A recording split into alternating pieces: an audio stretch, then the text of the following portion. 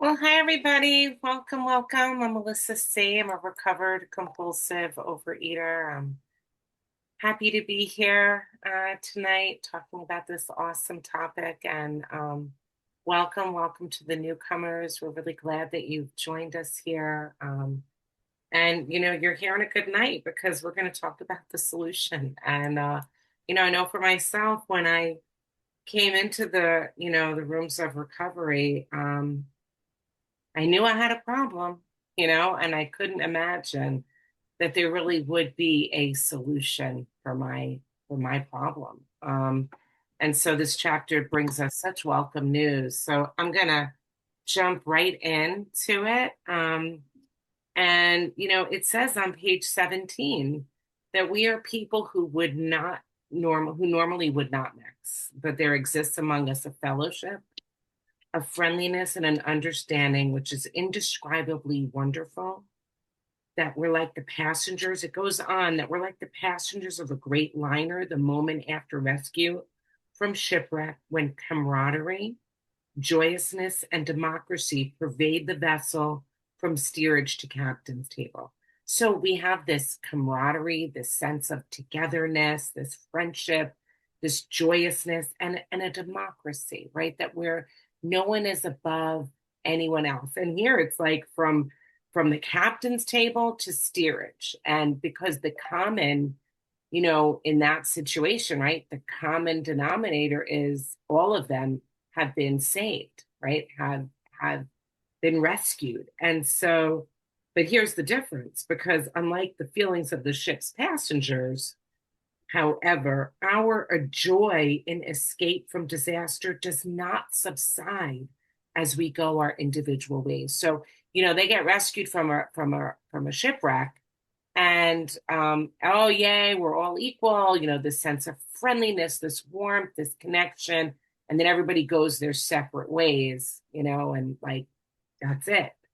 But we don't have that because the feeling of having shared in a common peril is one element in the powerful cement that binds us.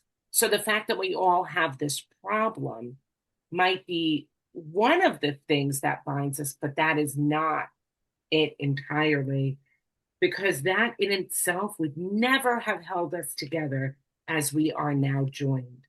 The tremendous fact for every one of us is that we have discovered a common solution.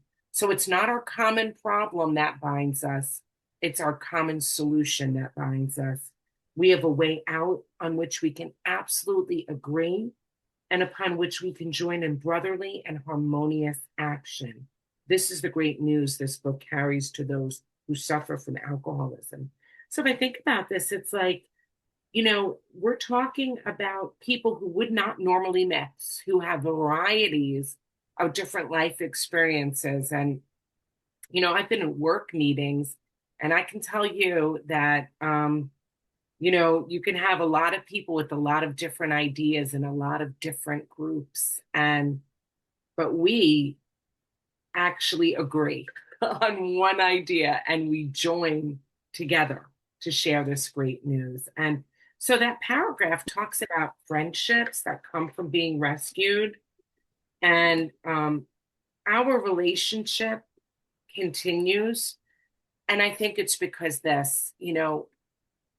our rescuing doesn't just end once we're rescued. Our solution is we get back in the water and we help with the rescuing of still others. And that is what fellowship is about. That we have a common mission. Fellowship isn't just, when it talks about friendship and fellowship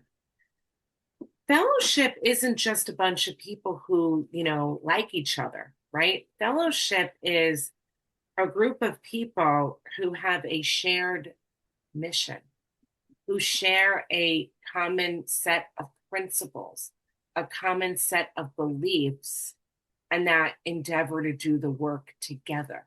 And so, what is that? Well, our common principles, right, is the steps.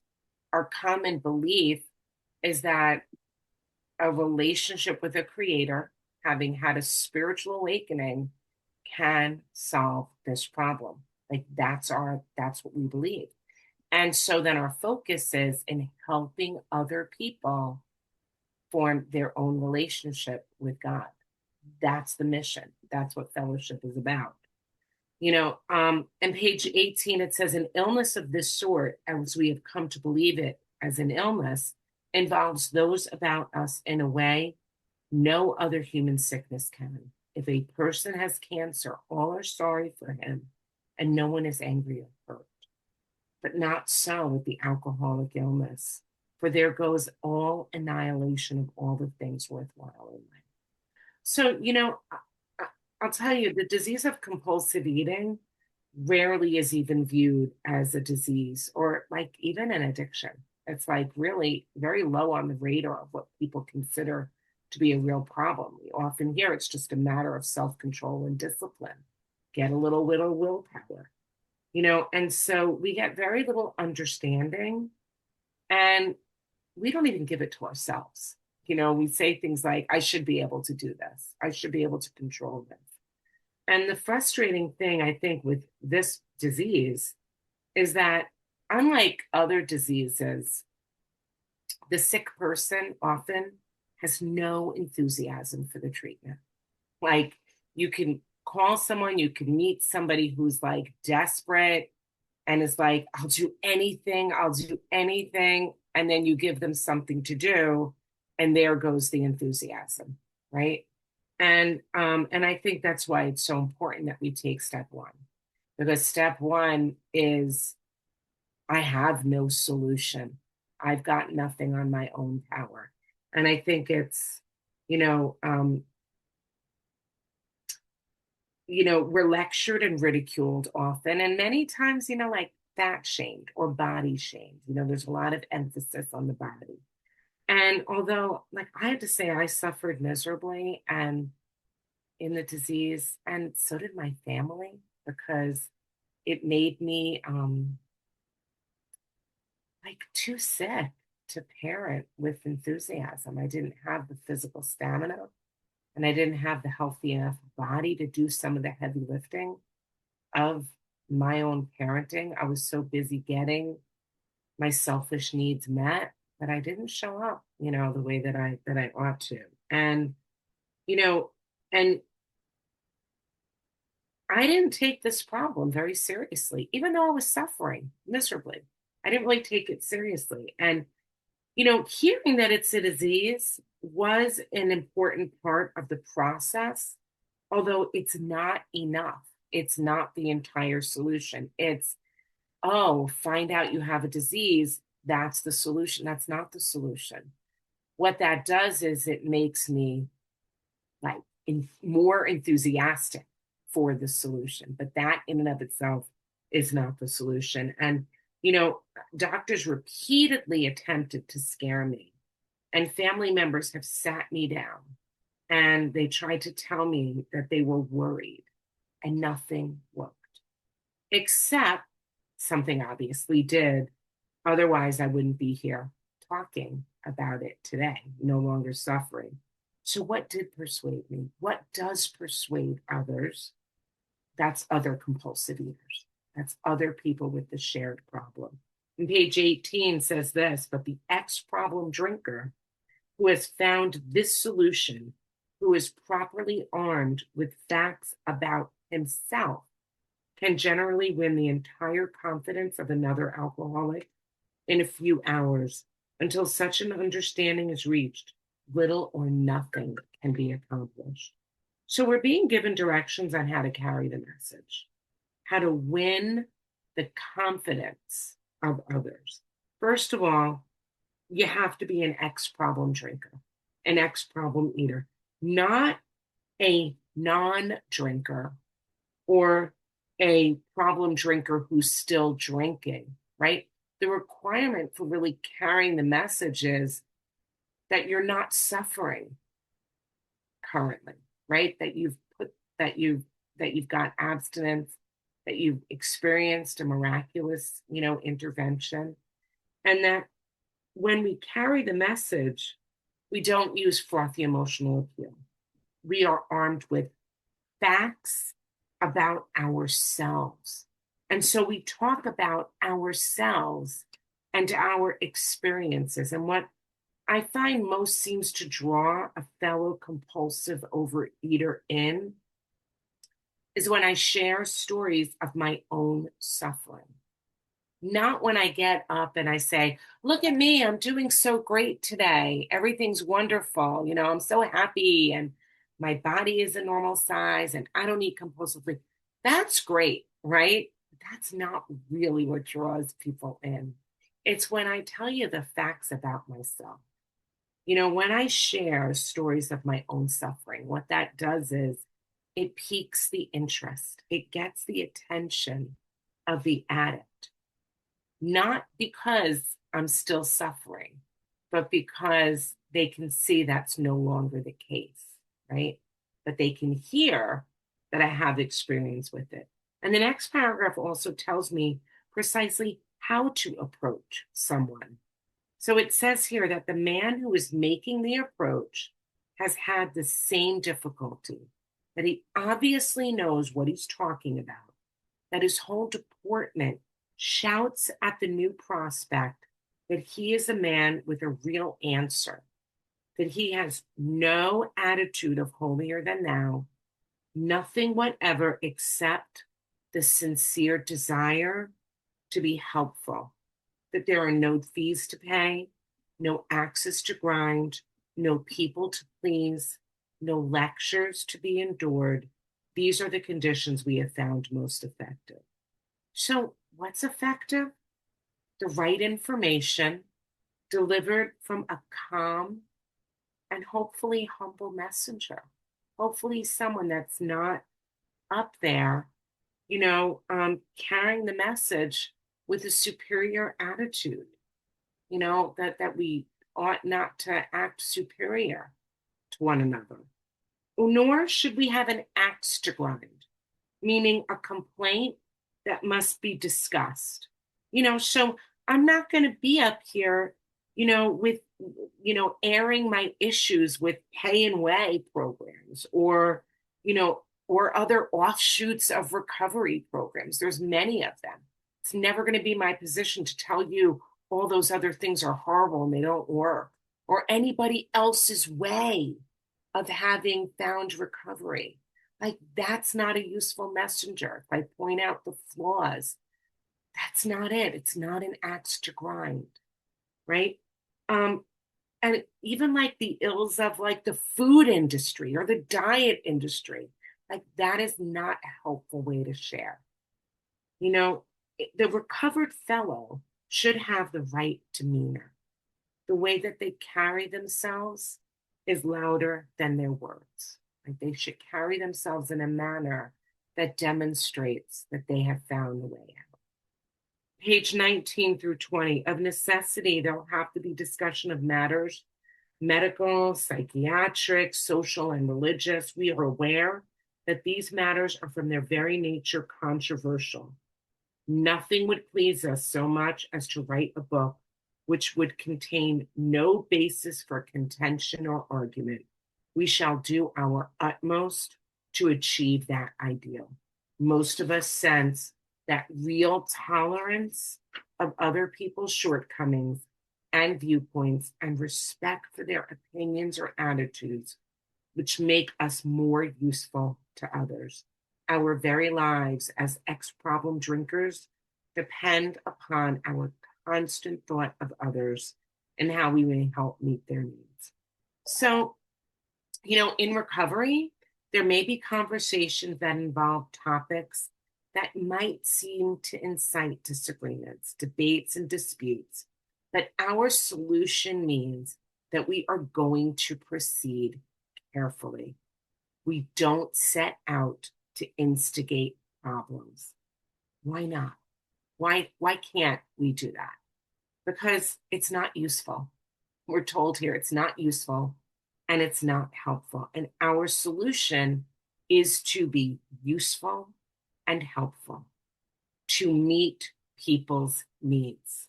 We have to be tolerant of shortcomings and of viewpoints. And tolerant means desensitized and perhaps a little thicker skinned. our lives are going to depend on this, right? My life is going to depend on me getting a little thicker skinned. I'm not being so sensitive. I might come in that way, but my goal really is to lose that overly sensitive demeanor. My life is going to depend on it. And I laugh here because I thought my life was going to depend on my food plan. And that is not what this says, right? My life is not depending on my food plan. I might need a good food plan for sure, but my life is going to depend on constantly thinking of others. And now we're going to look at the different types of drinkers, and in my case, eaters. Page 20 to 21, moderate drinkers, moderate eaters, little trouble giving it up entirely if they have a good reason. They can take it or leave it alone. And I read that as people who just don't really have a problem at all, right? It's like they can take it or leave it. They're told they've got to give it up. Okay, they give it up. Done. Hard drinkers may have the habit badly enough to gradually impair him physically and mentally. It may cause him to die a few years before his time. But if there is sufficiently strong reason, ill health, falling in love, change of environment, or the warnings of a doctor becomes operative, this man can also stop or moderate, although he may find it difficult and troublesome and may even need medical attention. And I would say these are the people who can have success at pay and weigh places. I've known people that have had the bariatric surgery and it worked. It worked for them. I think about myself. Many years ago, I was a smoker. I smoked, it's been over 30 years. While it was very difficult to quit, I was actually able to without having a spiritual awakening. I got the warnings of a doctor. My husband wanted to quit, and I was told, if you want to help him, you better quit too, because, it's hard for one to quit and not the other. And so it was for love, for reasons of love. And I was also told it was going to be hard to find a job, like as a teacher, if they knew you smoked, like it was kind of shunned on. So I quit, right? It was difficult, but I didn't need a spiritual solution. Thank God it's been 30 years since I've smoked. I don't consider myself a smoker. And so you might find people like this in the rooms of Overeaters Anonymous. People who, go to OA meetings who can just have some group support, who can just have some a good food plan, some group support, and we're actually told, in OA, they're welcomed here as long as they have the desire, and I always, for years, I was hoping that would be me. Like, I didn't really want to have to go the whole 9 yards. I wanted to just I always say I wanted to do OA Light. And OA Light didn't work for someone like me because I am the other kind. And here we're going to get a clearer understanding of what it means to be a real compulsive eater. And what about the real alcoholic? He may start off as a moderate drinker. He may or may not become a continuous hard drinker, but at some stage of his drinking career, he begins to lose all control of his liquor consumption once he starts to drink. So here we're getting a clearer understanding of what a real compulsive eater is. And why do we need to know this now? Because, I thought we're going to start talking about the solution. Why do I need more information about the problem? Well, unless I am convinced that I am the real compulsive eater, I likely won't feel the need for the solution. If I don't believe, if I'm not utterly convinced, I might try to negotiate. I might try to do that light program that I was hoping for, right? But when you know that you are the real compulsive eater, and the chapter now is going to continue to describe the real alcoholic, to help us further determine if we truly are in this category. So, page 22 says, why does he behave like this? If hundreds of experiences have shown him that one drink means another debacle, with all its intended suffering and humiliation, why is it that he takes that one drink? Why can't he stay on the water wagon? What has become of the common sense and willpower that he still sometimes displays with respect to other matters? Perhaps there will never be a full answer to these questions. Opinions vary considerably as to why the alcoholic reacts differently from normal people. We're not sure why. Once a certain point is reached, little can be done for him. We cannot answer the riddle. So the solution doesn't involve discovering why we became compulsive eaters. Like, that's not really part of the solution, which, for me, I spent a lot of time and energy for years trying, and I would say it was wasting time on trying to uncover that why, like that why. And I think, why is like a spiritually immature question, because what it really means is, I don't like this. When I say why is that? I think about like my kids when they were little, and I would tell them to go to bed, and they would say, like, why? Why do I have to go to bed? They did not want me to sit down and explain, because young children need a good 9 hours in order for your brain to develop. No, they just wanted to get their own way and not go to bed, right? And so that was me. When I asked that why question, I really was looking to assign blame. And I might, for me, I wanted to find blame with my parents. I wanted to pinpoint that why. What did they do? What did they do in the past that caused this? And, I have to say, my parents did the best they could. Like, they made mistakes just like me. I am a parent too. We are all human. I do believe that God fills in the gaps for the mistakes that we make. God has the capacity to come in there and help us, right? And you know, my parents didn't do anything intentionally. But if they did, sometimes people grow up in some pretty difficult circumstances and they say, that's why I'm a compulsive eater, because my parents did this. And they spend a lot of efforting, a lot of time really wanting to talk about the parent aspect, right? What their parents did. And I would say that's not really part of the solution, because this isn't therapy. Our solution is not therapy, right? Because hmm, if I'm looking to assign blame, and let's say I identify their blame, unless I'm going to get back in a time machine and undo the past, the better question is, what am I going to do about it now? Like, what am I going to do about this problem now? And the good news is for us is that we have an inventory process.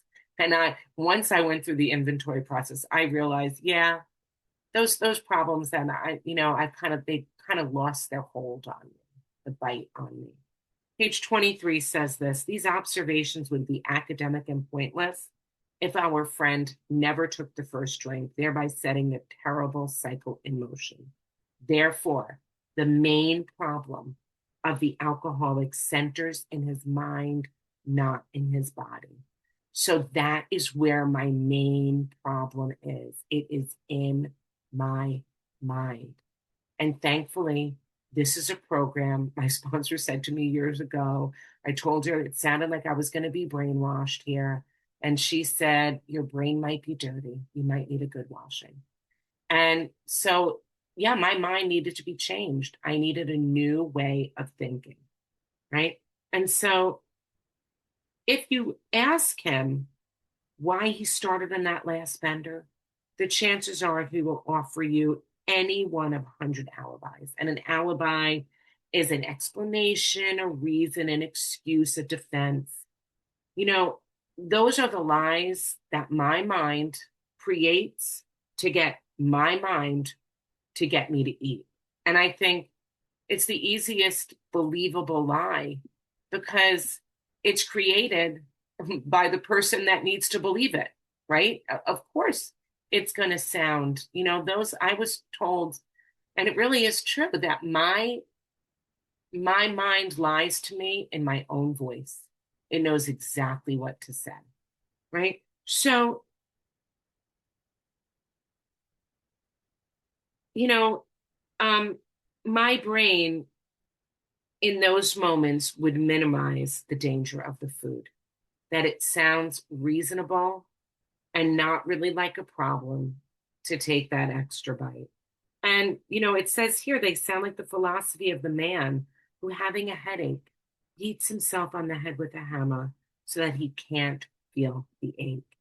If you draw this fallacious, this mistaken, misleading, this erroneous, this deceptive, untrue reasoning to the attention of the alcoholic, he will laugh it off or become irritated and refuse to talk. So, whatever I was feeling in those moments, the extra bite, the food seemed like it would make me feel better, right? And it made no sense. It's like, and oftentimes, like what I was feeling most of all was the misery of the consequences of this disease. And I'd say, like, nothing so much has made me want, you know, a Ben and Jerry's ice cream as living with morbid obesity. And that is like, hitting myself on the head with a hammer, right? Because I've got a headache. And so I mostly ate to ease the pain that was caused by compulsive eating. Page 23, paragraph 3 says, but every day, everybody hopefully awaits the day when the sufferer will rouse himself from his lethargy and assert his power of will. And and by the way, it wasn't just my family that wanted me to pull myself together, to get motivated, to get moving, to like get yourself together, get your crap together. I too was awaiting that day, you know, which is why I lived so much of my life saying, someday when I'm thinner. That was like my that was like my mantra. Someday when I'm thinner. Someday when I'm thinner. And I was like only partly alive. I watched life, I would say, so often from inside the window, like looking out. This idea that someday when I get it together, and I really wanted to get power of my will. But I'm powerless. And so that power escapes me. And I could say, like, when I hopefully await that day, it was usually right as I was going to binge because that day, oh, it's not today. It's going to be tomorrow or Monday or January 1st or after the holidays. It was always someday when page 24, the first paragraph says the fact is that most alcoholics, for reasons yet obscure, have lost the power of choice in drinking. Our so called willpower becomes practically non existent. We are unable at certain times to bring into the consciousness with sufficient force the memory of the suffering and humiliation of even a week or a month ago. We are without defense against the first drink. So basically, I have willpower that disappears without warning. And, I like to say that willpower has an expiration date, and that expiration date is hidden. It's a secret until I call upon it, and then it's no longer there. And I would say that willpower never was available when I actually needed it most of all. Like that's when it was gone, nowhere to be found. And So, and I can't remember. My memory is an unreliable memory. In many other areas, like um, we can think about like consequences, you know, consequences, rewards and consequences, you know, the almost certain consequences that follow taking even a glass of beer, they don't crowd into the mind to deter us. If these thoughts occur, they're hazy and readily supplanted with the old threadbare idea that this time we shall handle ourselves like other people. There's a complete failure of the kind of defense that keeps one from putting his hand on a hot stove.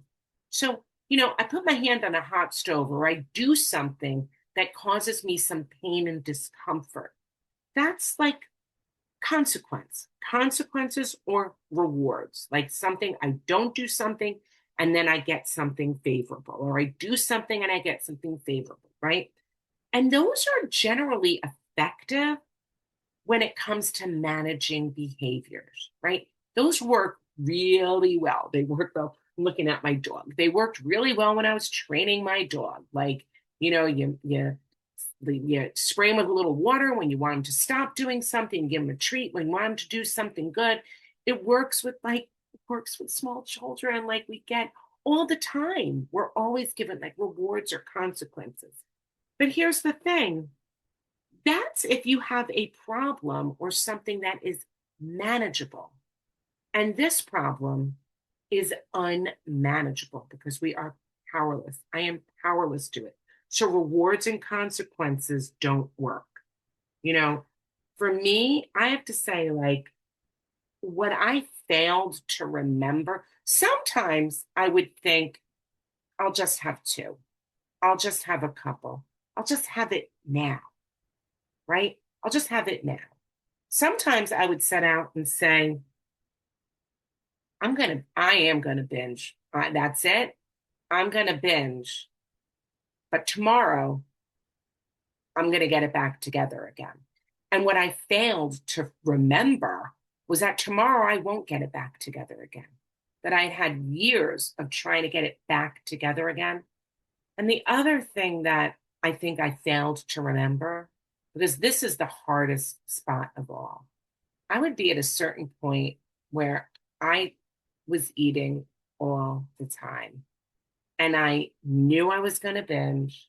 I knew that I really wasn't going to be able to pull myself together the next day. And what I failed to remember was that I cared. Like I remembered thinking, F it. I don't, who cares? Who cares anyway? Like, and yet I had a family. I had young children. I had very dangerously high blood pressure. In the light of day, of course, I cared about my children. I didn't want to leave them without a mother. But in that moment, I failed to remember that I actually did care, right? And that is a problem you can't use rewards and consequences against. That is utter powerlessness. And so when this sort of thinking is fully established in an individual with an alcoholic tendencies, he has probably placed himself beyond human aid. And unless locked up, may die or go permanently insane. But for the grace of God, there would have been thousands more convincing demonstrations. So many want to stop but cannot. And I love the word grace. I love that word. The word grace and gracious. Gracious, like means considerate, to show favor. Grace means to show favor. And show favor, who's showing me favor? God.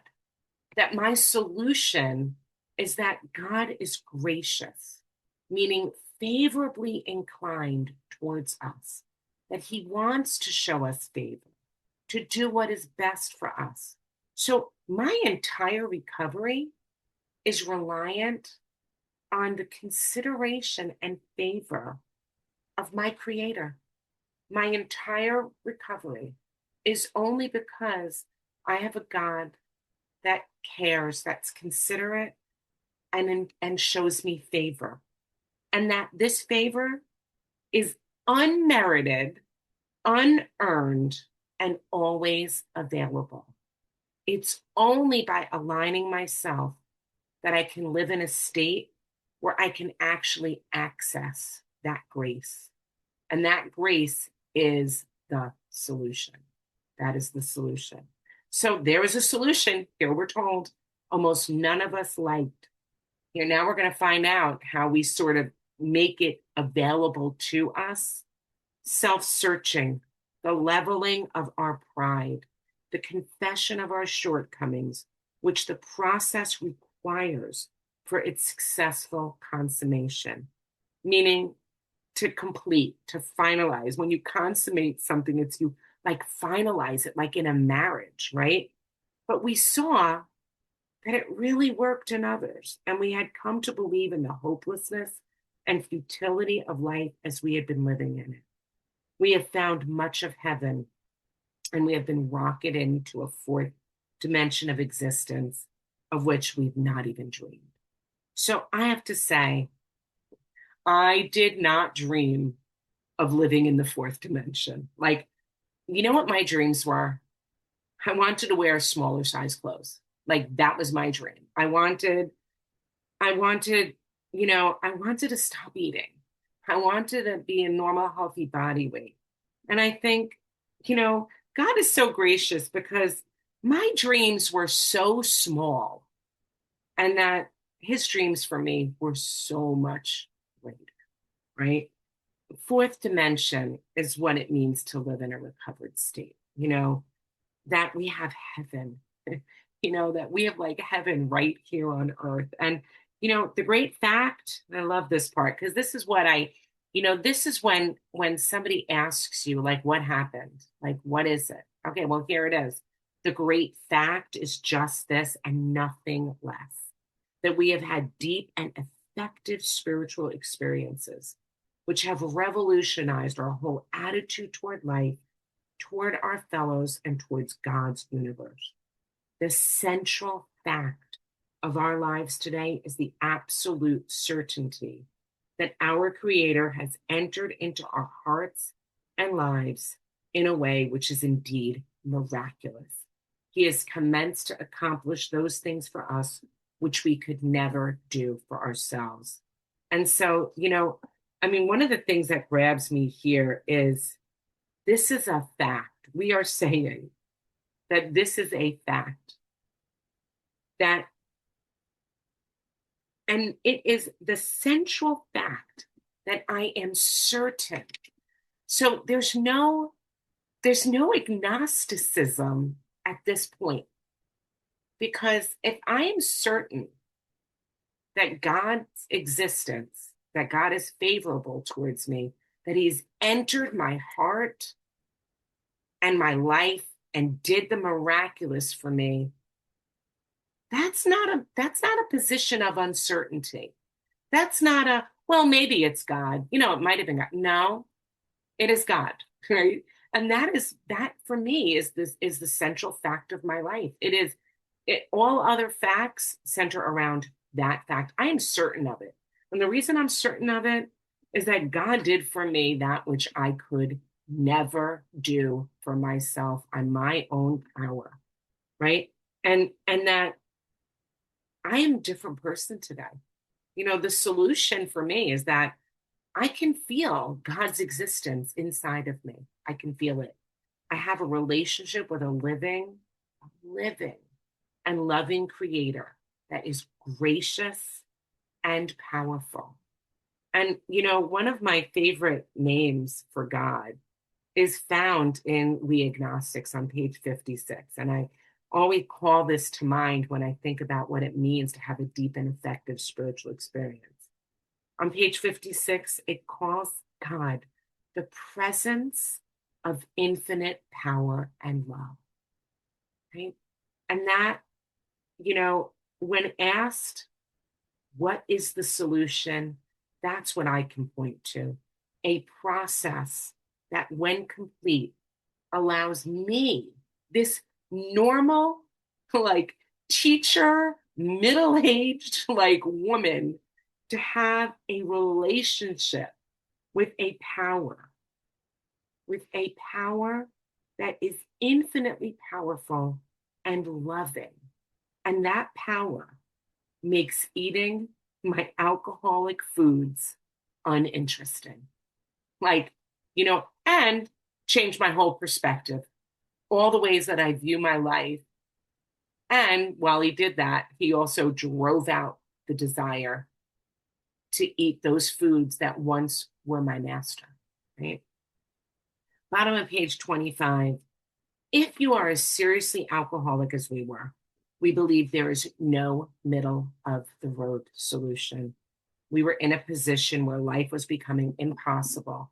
And if we had passed into the region from which there is no return through human aid, we have but two alternatives. One, go to the bitter end, blotting out the consciousness of our intolerable situation as best we could. And the other is to accept spiritual help.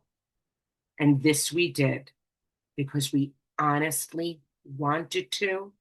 And this I think is very important, we're willing to make the effort. So, that paragraph has always been a pivotal paragraph for me. And because basically I'm left with only two choices here. And both seemed pretty extreme, in the beginning. It seemed pretty extreme. Door A or door B, right? One, I can't enter both.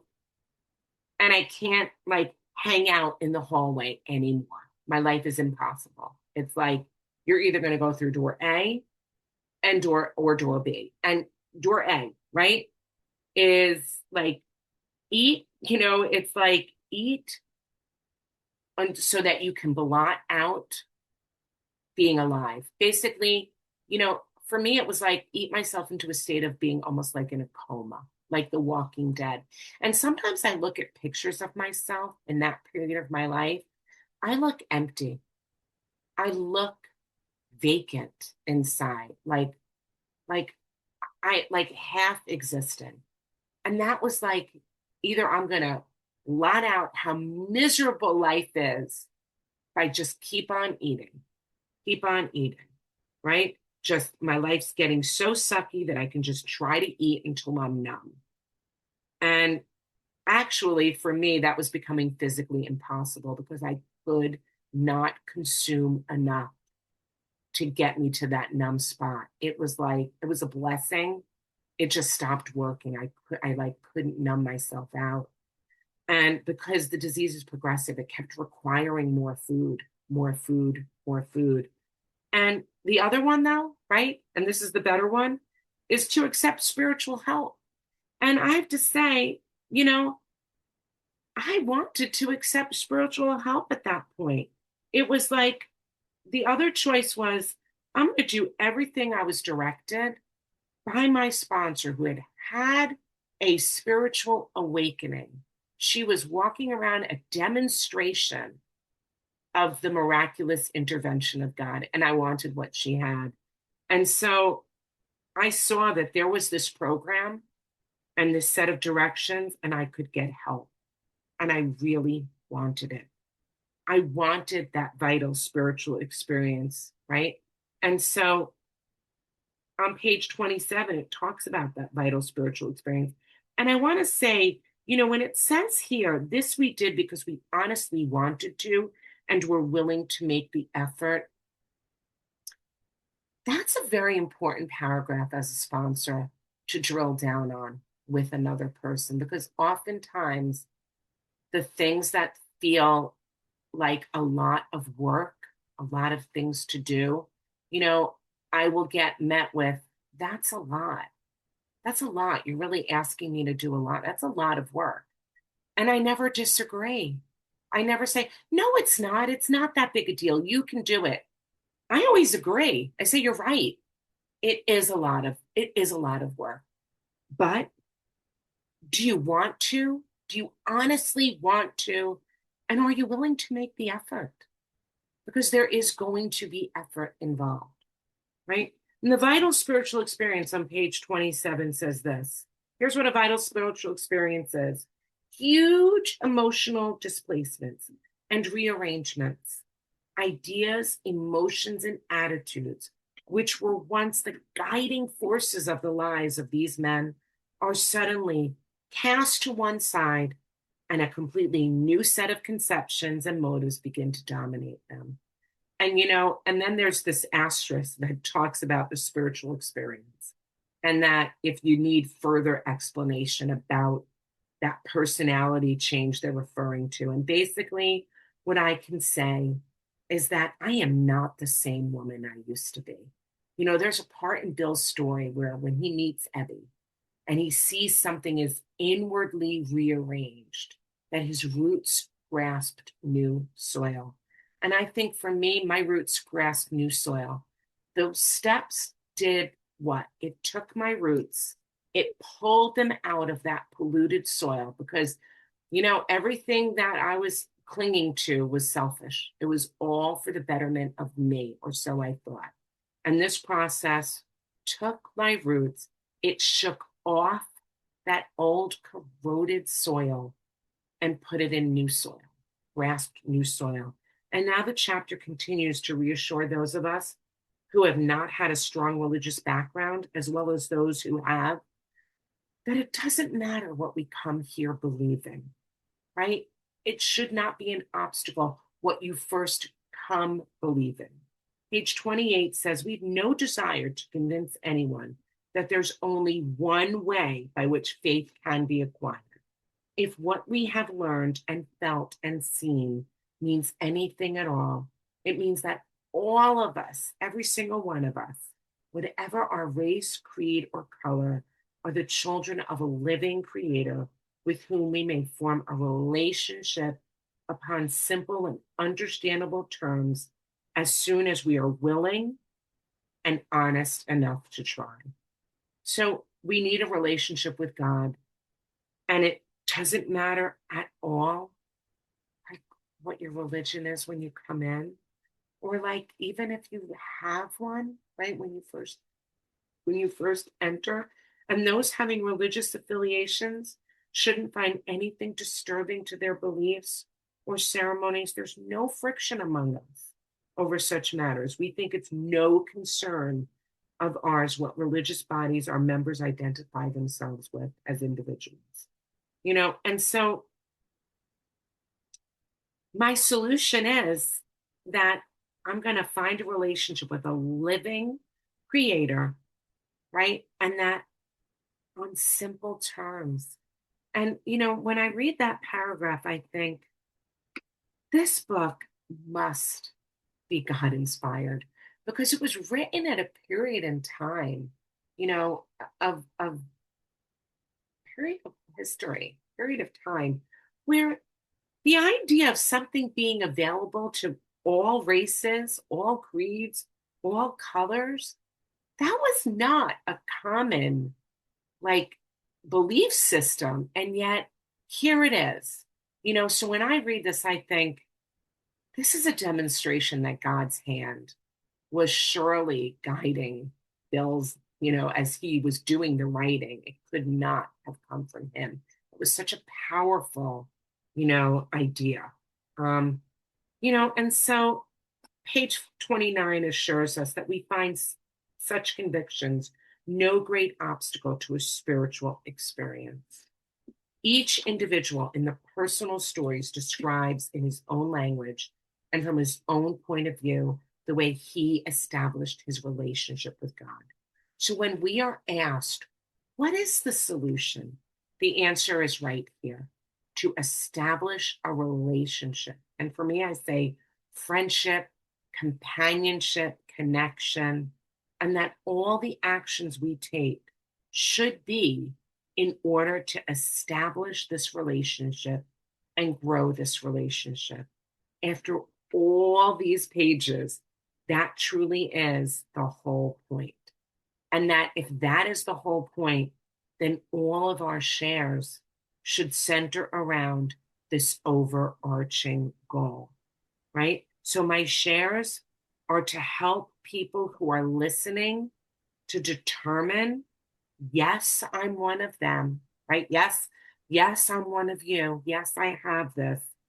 And yes, I must have this thing. And what is this thing that we think we must have? It's the relationship with God. And with that, I'll pass. Thanks.